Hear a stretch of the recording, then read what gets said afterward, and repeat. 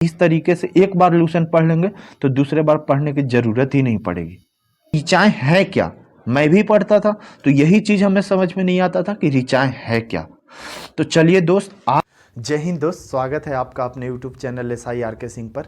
जैसे कि हमने पिछले वीडियो में प्रॉमिस किया था कि हम आप लोग को लूसेंट का शुरू का 2 या 3 पेज कैसे पढ़ेंगे और वही पढ़ के फाइनली निष्कर्ष निकाल देंगे कि लूसेंट को पढ़ना कैसे है। क्योंकि दोस्त, मैं एक चीज़ कहूँगा कि मैं बस ऐसे ही टाइम पास करने के लिए YouTube पर नहीं आया, आपको सिलेक्शन दिलाने के लिए YouTube पर आया हूँ और कुछ अलग करने के लिए आया हूँ।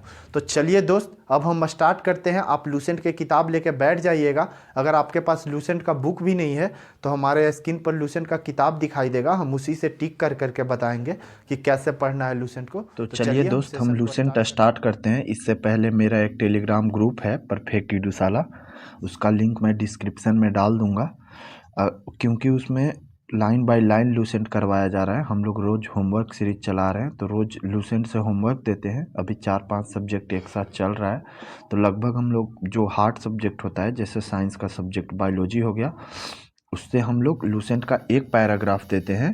जैसे एक पैराग्राफ लेफ्ट साइड का या राइट साइड का, और जो हिस्ट्री हो गया, ज्योग्राफी हो गया, उसमें एक पेज देते हैं। तो लगभग 50 से 60 क्वेश्चन बना के आपको डाल देते हैं। तो उसका क्यूज बोर्ड भी हम डाल देते हैं और पूरा लाइन बाय लाइन क्वेश्चन बनाते हैं। जैसे एक पेज से कम 60 से 65 क्वेश्चन बनता है। तो कभी आपको रिवीजन करने का मन नहीं है तो आप उससे भी क्यूज बोर्ड लगा लीजिएगा, तो आपका सारा लूसेंट कंप्लीट हो जाएगा। अब चलिए हम आते हैं कि लूसेंट को पढ़ना कैसे है। देखिए, सबसे पहले क्या करिएगा कि लूसेंट में 2 टाइप की चीज़ें हैं। एक तो देखिए, ये व्हाइट बॉक्स में जो लिखा हुआ है, एक वो हो गया, और एक जो गोल खाका में, जैसे ईसा पूर्व योमिस भी, ये हो गया रेड वाला। तो पहले हमको व्हाइट वाला पढ़ना है। इस रेड, जैसे नोट है तो छोटा है तो हम पढ़ लेंगे। जैसे प्राचीन भारत के इतिहास का स्रोत, तो 4 भागों में बांटा है प्राचीन भारत के, तो ये सब हम पढ़ेंगे। अब क्या है कि इसी में लगातार अगर हम ईसा पूर्व और ईसवी में जो अंतर है उसको पढ़ने लगेंगे तो ये चीज़ें हम भूल जाते हैं। तो अगर हमको एक पेज दिया गया लूसेंट पढ़ने के लिए, तो सबसे पहले जो व्हाइट वाला पेज है, जहाँ व्हाइट पे राइटिंग की गई है, उसको सबसे पहले पढ़ेंगे। फिर ये बॉक्स को, जो थोड़ा लाइट रेड बॉक्स है, उसको हम बाद में पढ़ेंगे। तो इसी तरह से इधर भी, जैसे हम पुराण में आए, मान लीजिए दूसरा है ऐतिहासिक ग्रंथ पर पुराण आता है, पुराण में आए तो जो ये पहले पुराण का पूरा पढ़ लेंगे कि पुराण होता क्या, इसके बारे में बताया गया है पुराण। तब फिर ये पढ़ेंगे कि कौन सा पुराण कौन वंश से संबंधित है। इसको भी हम याद करने का बता देंगे कि कैसे आप इजीली याद रख सकते हैं। ट्रिक का आप ज़्यादा यूज नहीं करेंगे, क्योंकि ट्रिक हम भूल जाते हैं एग्जाम के टाइम। और फिर इधर आते हैं पुरातत्व संबंधी से मिलने वाले साक्ष्य। तो पुरातत्व में लड़कों को सबसे पहले तो समझ में नहीं आता है कि पुरातत्व संबंधी साक्ष्य क्या है, तो हम बताएंगे, शुरू से अभी एनालाइज करेंगे लूसेंट को। और अगर ये सब चीज़ें आपको अच्छी लगी तो ये सीरीज कंटिन्यू आती रहेंगी। और आप कमेंट सेक्शन में ज़रूर बताइएगा कि इसका आपको वीडियो चाहिए या नहीं चाहिए। फिर उसके बाद हम ये सीरीज कंटिन्यू कर देंगे पूरा लूसेंट का। जैसे ये महत्वपूर्ण अभिलेख है, तो सबसे पहले आप पढ़ लेंगे कि पुरातत्व संबंधी साक्ष्य क्या है, उसके बाद आप अभिलेख में घुसेंगे। और इसको, मतलब हम बोलेंगे कि जब आप अभिलेख पढ़ रहे हो तो इसको 2-2, 3-3 करके प्रत्येक दिन याद करो। जैसे अभी 3 याद करो कि हाथी गुफा अभिलेख कौन सा शासक से संबंधित है, फिर जूनागढ़ अभिलेख, फिर नासिक अभिलेख, फिर उसके बाद अगले दिन भी बस 3 ही, और पिछले 3 का रिवीजन। ये तरीका डाटा याद करने का सबसे अच्छा होता है दोस्त। अगर आप ऐसे पढ़ोगे तो आप कभी नहीं भूलोगे। फिर प्रागैतिहासिक काल में आएंगे तो सेम उसी तरह से, और ये डाटा हम प्रागैतिहासिक काल पढ़ने के बाद याद करेंगे। चाहे पहले हम डाटा देखते रहेंगे, अगर आप ओल्ड है तो जैसे ही आप लूसेंट शुरू करेंगे, जो डाटा है उसका 2-3 करके रोज याद करते रहेंगे। और जो थ्योरी टाइप के चीज़ें हैं उनको भी साथ में लेकर चलेंगे। तो चलिए अब हम शुरू से शुरू करते हैं। यहाँ से आते हैं, सिंधु घाटी सभ्यता से हम शुरू करते हैं कि, तो आइए, शुरू से भारत का इतिहास है। शुरू में भारत का इतिहास है, जिसमें सबसे पहले तो भारत का चौहद्दी दिया हुआ है कि उत्तर में हिमालय से लेकर दक्षिण में समुद्र तक फैला यह उपमहाद्वीप भारतवर्ष के नाम से ज्ञात है। तो आप जानते होंगे कि भारत के उत्तर में हिमालय पर्वत है और दक्षिण में समुद्र, जिसको हिंद महासागर भी हम उसको बोल सकते हैं। ऐसे हम देश देखें तो श्रीलंका भी बोल सकते हैं। तो इस तरह से यहाँ महाकाव्य तथा पुराणों में भारतवर्ष अर्थात भरतों का देश तथा यहाँ के निवासियों को भारती अर्थात भारत का संतान कहा गया है। महाकाव्य और पुराण है, इसमें इसका नाम भारतवर्ष दिया गया है और यहाँ के जो निवासी हैं उनको भारती बोला गया है। अब देखिए, एक कालिदास का रचना है अभिज्ञान शकुंतलम, उसमें बताया गया है कि भरत राजा दुष्यंत और शकुंतला के पुत्र थे, उन्हीं के नाम पर हमारे देश का नाम भारत पड़ा है। उनका एक पुत्र थे भरत, उन्हीं के नाम पर। लेकिन इसमें दिया गया है कि भरत एक प्राचीन कबीले का नाम था, तो इसलिए हमारे देश का जो नाम है वो भारत पड़ा है। देखिए यहाँ पे लिखा है तथा यहाँ के निवासियों को भारतीय अर्थात भारत की संतान।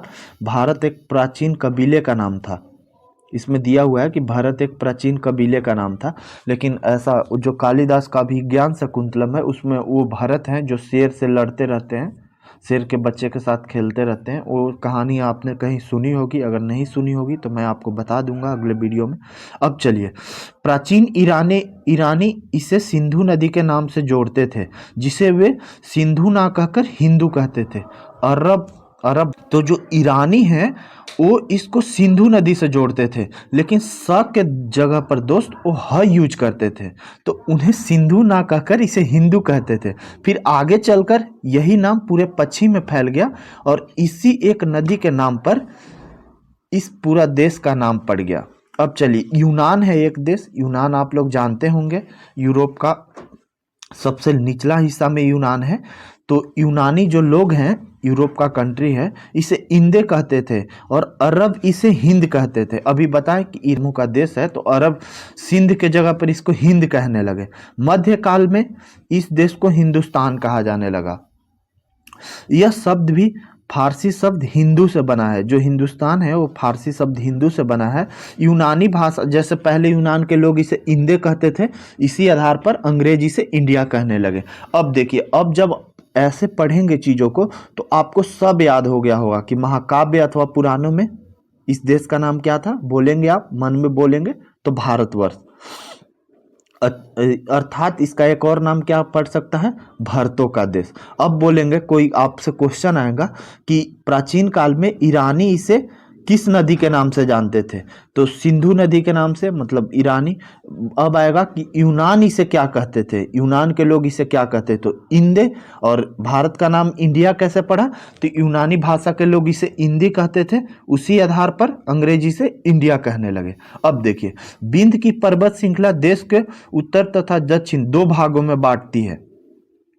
तो आप समझ गए, उत्तरी भारत और दक्षिणी भारत में विंध्य पर्वत श्रृंखला है। आप मैप में देखेंगे, पढ़ेंगे, जब किताब को पढ़ते रहेंगे तो साथ में आप वर्ल्ड मैप और भारत का मैप भी लेकर रखेंगे, ताकि आपको पता चले कि यूनान कहाँ है, ईरान कहाँ है, ये अरब भाषा समूह के देश किधर हैं। तो अरब भाषा समूह आप देखेंगे मैप में तो एक दीप जैसा लटका मिलेगा, वहीं पे अरब भाषा, जिसमें सऊदी अरब ये सब भी आते हैं, बहुत सारे देश है, 22 देश आते हैं उसमें।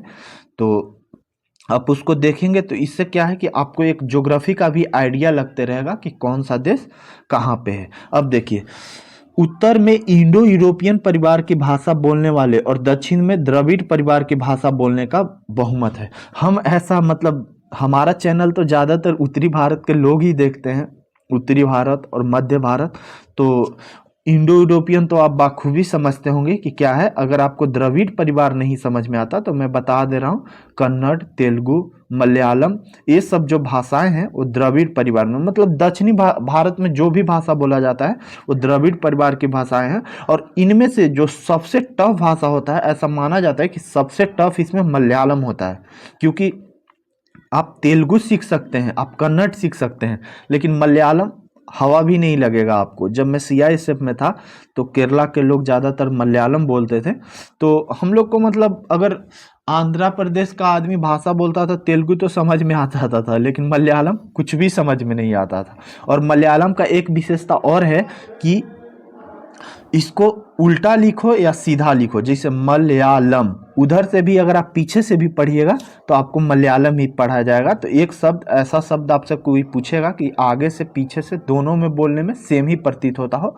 तो मलयालम भी हो जाएगा। अगर पूछेगा कि कौन सा, ऐसा पूछा जाता है, मतलब कोई कोई लड़का पूछता है, बुझौनिया टाइप क्वेश्चन है।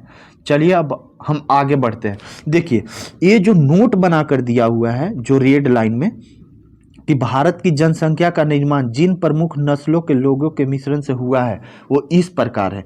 ये चीज में मतलब बहुत लोग फंस जाएगा। पुराने लूसेंट पढ़ने वाला है ना, उसको भी अगर आप पूछोगे कि अच्छा भारत के जो निवासी हैं उनका जो निर्माण हुआ है वो किन किन नस्लों के लोगों से मिलने से हुआ है, तो वो भूल जाते हैं। लेकिन इसको याद करने का मैं तरीका बता रहा हूँ। देखिए मैं भी ऐसे ही याद किया था, मैं भी भूल जाता था शुरू में। तो देखिए शुरू में आप याद करिएगा, प्रोटो अस्ट्रोलॉयड, 2 बार 3 बार इसको बोलिएगा, प्रोटो अस्ट्रोलॉयड। मेरे साथ आप भी बोलेंगे प्रोटो अस्ट्रोलॉयड। दूसरे में आप पैलियो मेडिटेरेनियन नहीं बोलेंगे, दूसरे में आप बोलेंगे काके सायड। तीसरे में आप बोलेंगे निग्रोइड। अब चलिए तीनों हम याद करेंगे, प्रोटो अस्ट्रोलॉयड, काकेसायड, निग्रोइड। क्या? Proto australoid, caucasoid, negroid, मंगलोइड।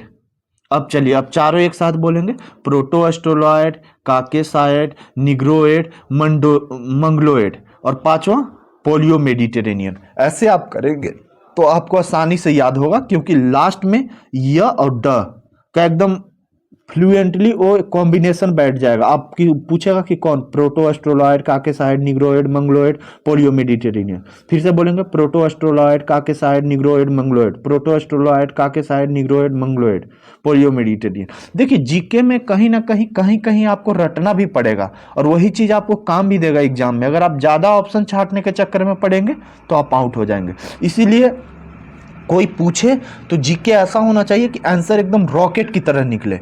कोई पूछे कि बताओ इसका आंसर क्या है, भारत की जनसंख्या का निर्माण किन प्रमुख नस्लों से हुआ है, अब तुरंत बोलिएगा, proto australoid, caucasoid, negroid, mongoloid, paleo Mediterranean.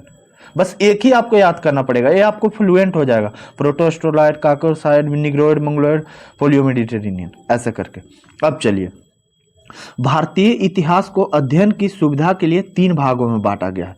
देखिए जो अध्ययन के सुविधा के दृष्टि से भारतीय इतिहास को कितने भागों में बांटा गया है, 3 भागों में। और जो भारतीय इतिहास को 3 भागों में बांटते हैं उनका श्रेय जो सबसे पहले बांटे थे वो जर्मनी इतिहासकार थे, क्रिस्टोफ सेलेरियस, उनको जाता है। अब कोई पूछेगा आपसे कि बताओ इतिहास को 3 भागों में बांटने का श्रेय सबसे पहले किसको जाता है, तो आप बोलिएगा कि जर्मनी वैज्ञानिक थे जिनका नाम था क्रिस्टोफ सेलेरियस, उन्हीं को जाता है। अब चलिए अब देखिए, अब लूसेंट क्या करता है कि यहां से आप आइएगा तो ये वाला टॉपिक अब चेंज हो जाएगा। अब पहले आप पढ़ रहे थे भारत का एक छोटा सा परिचय, कैसे कैसे इसका नाम बदला, भारत की जनसंख्या का निर्माण किन प्रमुख नस्लों से मिलकर हुआ है, ये सब चीज़ें आप पढ़ लिए हैं। तो इतना तक हम कोशिश करते हैं कि मेरे ही साथ आपको एकदम याद हो गया होगा लाइन बाय लाइन। नहीं याद हुआ है तो एक बार आप छोटा सा नोट्स भी बना लेंगे अपने कॉपी में, कि आप बना लेंगे कि पुराण और महाकाव्य में मतलब मेन की स्टॉक या हाइलाइटर से आप हाईलाइट भी कर सकते हैं। सबसे अच्छा होगा कि इसको आप एक बार लिख लेंगे। तो मैं बोल रहा हूँ कि अगर आप इस तरीके से एक बार लूसेंट पढ़ लेंगे तो दूसरे बार पढ़ने की ज़रूरत ही नहीं पड़ेगी। अब चलिए, अगर आपका पॉजिटिव रिस्पांस आएगा और वीडियो का जो व्यू ड्यूरेशन है वो ज़्यादा देर तक रहेगा तो मैं ये लूसेंट का सीरीज रोज लाऊंगा। रोज बोलिएगा तो रोज लाऊंगा, और ऐसे ही पूरा लूसेंट ख़त्म कर दूंगा। और नहीं तो मैं बस मेन चैप्टर पढ़ा दूंगा फिर छोड़ दूंगा। अब चलिए, प्राचीन भारतीय इतिहास के स्रोत। अब चलिए, प्राचीन भारतीय इतिहास के विषय में जानकारी मुख्यतः 4 स्रोतों से प्राप्त हुए हैं। कौन कौन है? धर्म ग्रंथ, ऐतिहासिक ग्रंथ, विदेशियों का विवरण और पुरातत्व संबंधी साक्ष्य। अब मैं एक एक एक्सप्लेन करूंगा। सबसे ज़्यादा लड़कों को प्रॉब्लम होता है कि पुरातत्व संबंधी साक्ष्य क्या है, तो मैं उसका भी आप लोग को बता दूंगा। और देखिए, अगर काल के आधार पर हम इतिहास को बांटे तो काल के आधार पर भी इतिहास को 3 भागों में बांटा गया है। लूसेंट में वो चीज़ आपको बाद में देखने के लिए मिलेगा, जिसमें आता है प्रागैतिहासिक काल, आदि ऐतिहासिक काल और ऐतिहासिक काल। प्रागैतिहासिक काल उस काल को कहते हैं जिसका हमें लिखित साक्ष्य प्राप्त नहीं होता है, और आदि ऐतिहासिक लिखित साक्ष्य तो प्राप्त होता है लेकिन उसको पढ़े नहीं गए हैं, जैसे सिंधु सभ्यता। तो अभी देखिए इस पहले काल के आधार पर बांटना ज़्यादा सूटेबल होता मेरे अनुसार, क्योंकि लड़कों को एक आइडिया भी मिल जाता, और जो ऐतिहासिक काल है जिसका लिखित साक्ष्य भी मिलता है और हम लोग पढ़ते भी हैं। तो चलिए अब हम स्टार्ट करते हैं शुरू से कि धर्म ग्रंथ और ऐतिहासिक ग्रंथ से मिलने वाली महत्वपूर्ण जानकारियाँ। तो भारत का सर्व प्राचीन धर्म ग्रंथ वेद है, जिसके संकलनकर्ता भारत, अब देखिए यहीं से क्वेश्चन बना देगा कि बताइए भारत का सर्व प्राचीन धर्म ग्रंथ कौन है, तो आंसर होगा वेद, जिसके संकलनकर्ता महर्षि कृष्ण देवपायन वेद व्यास को माना जाता है। अब आएगा कि वेद के संकलनकर्ता कौन है, तो आप कृष्ण देवपायन वेद व्यास भी बोल सकते हैं। अब देखिए अब इसमें क्या है कि वेद हमको कि क्या करता है, वसुदेव कुटुंब का उपदेश देता है। भारतीय परंपरा वेदों को नित्य तथा अपौरुष्य मानती है। वेद 4 हैं, ऋग्वेद, यजुर्वेद, सामवेद, अथर्ववेद। इन चारों वेदों को क्या कहा जाता है, इन चारों वेदों को मिलाकर संहिता कहा जाता है। और जो भारतीय परंपरा है वो वेदों को क्या नित्य एवं अपौरुष्य मानती है। अब चलिए ऋग्वेद, अब हमको सबसे पहला लाइन है ऋग्वेद में, अब 4 वेद समझ गए होंगे, उसमें अब ऋग्वेद का एनालिसिस करेंगे। इसमें ऋग्वेद से ही आप बहुत कुछ सीख जाइएगा दोस्त, और मैं बोल रहा हूं कि अगर आप मेरे साथ ऋग्वेद पढ़ लीजिएगा तो फिर आप ऋग्वेद कभी जिंदगी में नहीं भुलाइएगा। चलिए, ऋचाओं के क्रमबद्ध ज्ञान के संग्रह को ऋग्वेद कहा जाता है। अब लड़कों को यही समझ में नहीं आता कि सर ये ऋचाएं हैं क्या। मैं भी पढ़ता था तो यही चीज हमें समझ में नहीं आता था कि ऋचाएं है क्या। तो चलिए दोस्त, आज मैं आपको क्लियर बताऊंगा, ये चीज कोई नहीं बताता कि ऋचाएं है क्या। अब चलिए,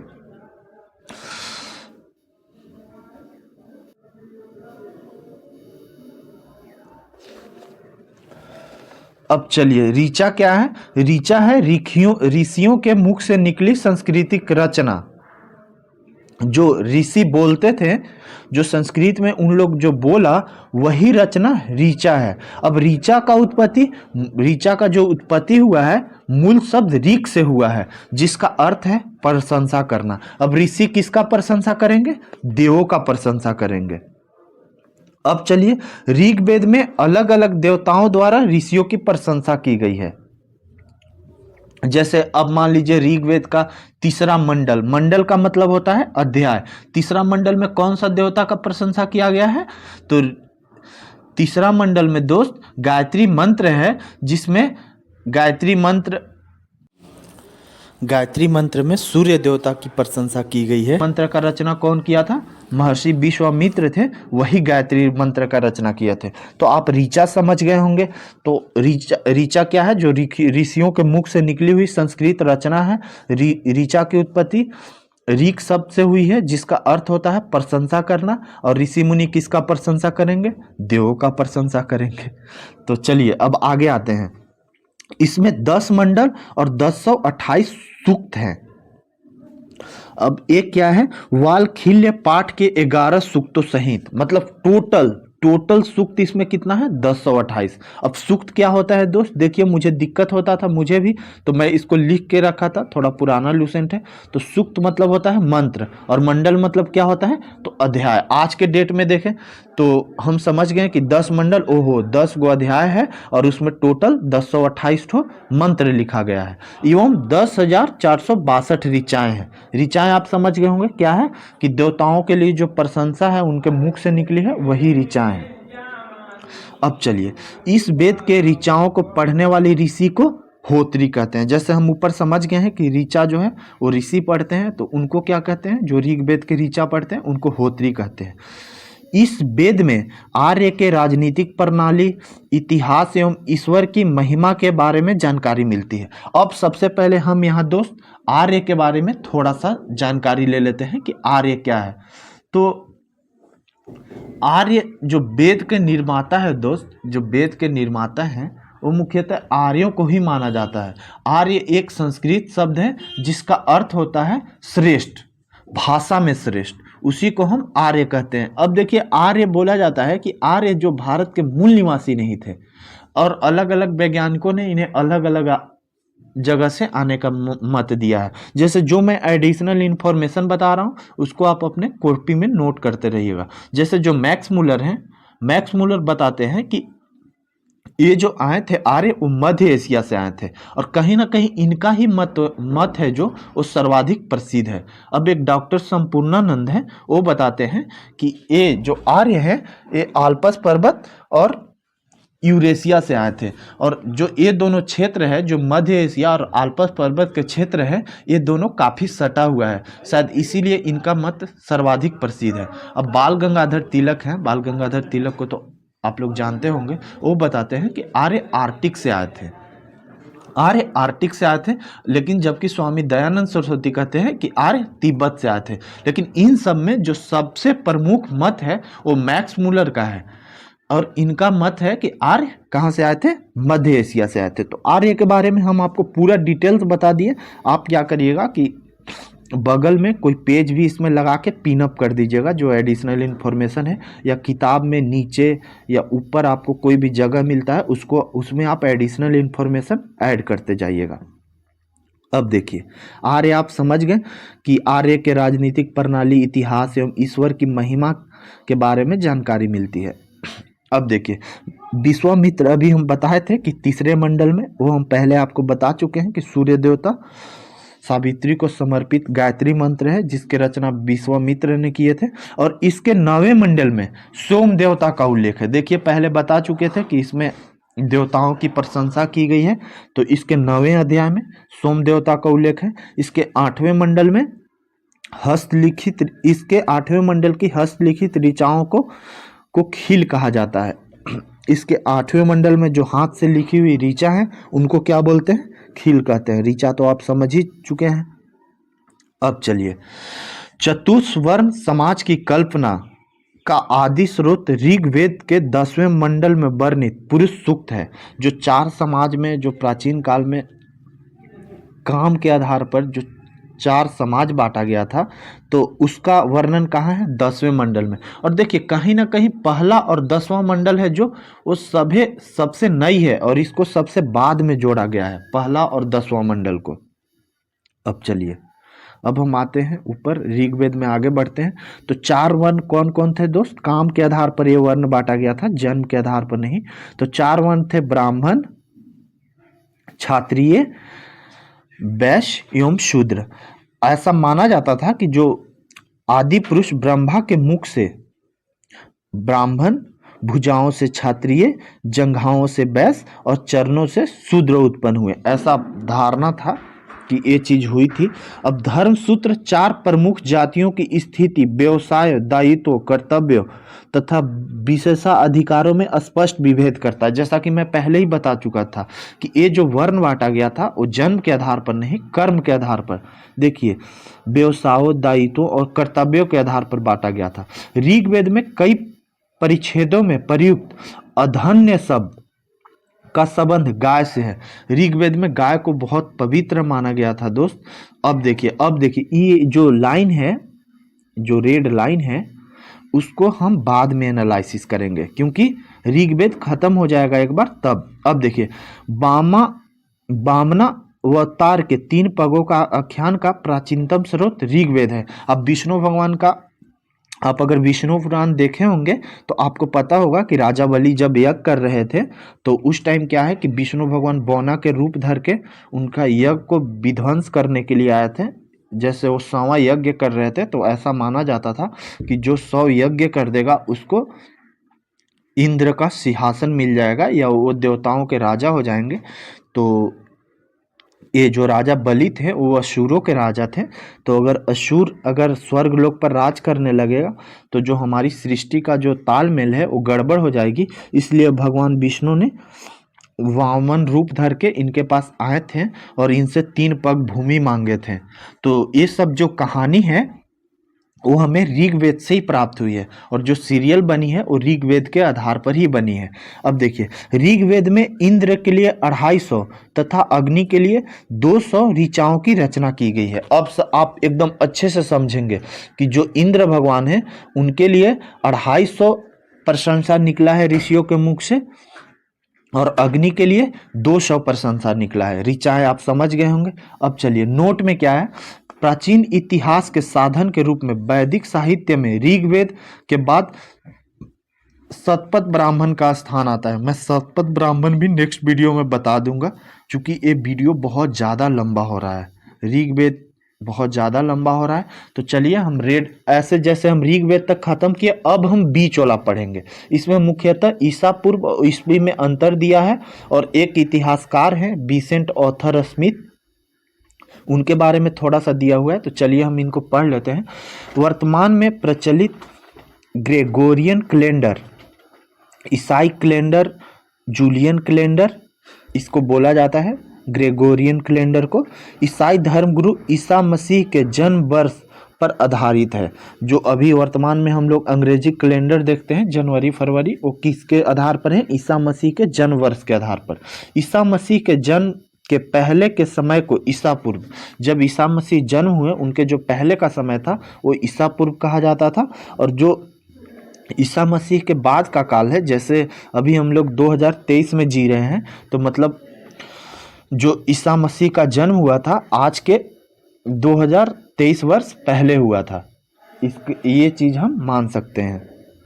अब जैसे इसमें एग्जाम्पल दिया हुआ है कि महात्मा बुद्ध का जन्म 563 ईसा पूर्व में हुआ था एवं मृत्यु 483 ईसा पूर्व में हुआ था। तो देखिए इसमें यहाँ 2 क्वेश्चन और ऐड हो गया है कि यहाँ से आप महात्मा बुद्ध का जन्म याद कर लेंगे और मृत्यु भी याद कर लेंगे, और इनका जीव कितना वर्ष जिए थे ये भी, क्योंकि ये भी क्वेश्चन एग्जाम में आया है पहले। तो जो क्वेश्चन एग्जाम में आता है दोस्त, वो आपके लिए बहुत ज़्यादा इंपॉर्टेंट हो गया है।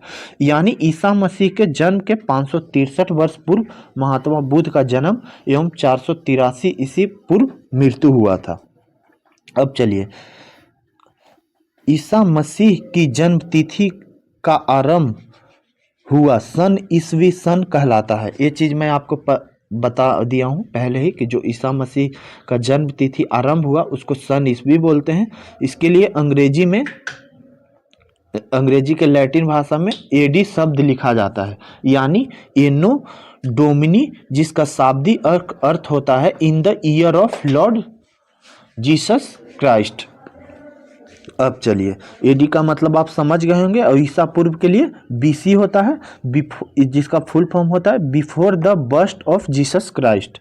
अब चलिए, एक इतिहासकार जिनके बारे में हम पहले आपको बताएं कि विसेंट ऑथर स्मिथ हैं, तो इनके बारे में आप पढ़ते हैं कि विसेंट ऑथर स्मिथ ने प्राचीन भारत का पहला सुव्यवस्थित इतिहास अर्ली हिस्ट्री ऑफ इंडिया 1904 में तैयार किया था।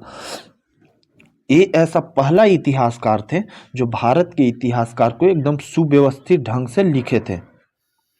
इस पुस्तक के 1/3 भाग में केवल सिकंदर का आक्रमण वर्णित है, लेकिन ये क्या किए थे कि जो इनका इतिहास था उसके 1/3 भाग में सिर्फ सिकंदर का आक्रमण का वर्णन कर दिए थे। इसमें भारत को स्वेच्छाचारी शासन वाला देश कहा गया है, जिसे ब्रिटिश शासन के स्थापना के पहले कभी राजनीतिक एकता का अनुभव नहीं हुआ है। ये मतलब इनके किताब के अनुसार कि भारत एक स्वेच्छाचारी शासन वाला देश है, जिसमें ब्रिटिश शासन के पहले कभी राजनीतिक एकता स्थापित नहीं हुई। उन्होंने लिखा है कि वस्तुतः भारतीय इतिहास का सरोकार शासन का एकमात्र स्वरूप तानाशाही से ही है। लेकिन ऐसा नहीं है दोस्त, इससे पहले भी हमारे सम्राट अशोक थे, वो इतना बड़ा साम्राज्य स्थापित कर दिए थे। मतलब सबसे बड़ा साम्राज्य अगर हम देखें प्राचीन भारत के इतिहास में, तो मुझे लगता है कि द ग्रेट अशोक का ही था, क्योंकि वो मतलब पूरा जो अभी पाकिस्तान, बलूचिस्तान, अफगानिस्तान का पूरा क्षेत्र है वो पूरा एक में सिमट दिए थे, मतलब अखंड भारत। अब चलिए, आज के लिए बस ऋग्वेद ही दोस्त, वीडियो बहुत लंबा हो रहा है। अगर ये सेशन आप लोग को अच्छा लगेगा तो हम इसको कंटिन्यू कर देंगे। आज के लिए बस इतना ही दोस्त। कैसा लगा ये वीडियो? और अभी तक जो हमारा टेलीग्राम चैनल नहीं ज्वाइन किए हैं वो टेलीग्राम चैनल ज्वाइन कर लेंगे, जिसका लिंक मैं डिस्क्रिप्शन बॉक्स में दे रहा हूं। और अभी आपको स्क्रीन पर भी परफेक्ट ईडूशाला मिल दिख रहा होगा टेलीग्राम चैनल का नाम। मतलब हम लोग उसके लिए कोई चार्ज नहीं करते, आप चैनल ज्वाइन कर ले। आज के वीडियो में बस इतना ही दोस्त, मिलेंगे एक नए वीडियो में नए टॉपिक के साथ। जय हिंद।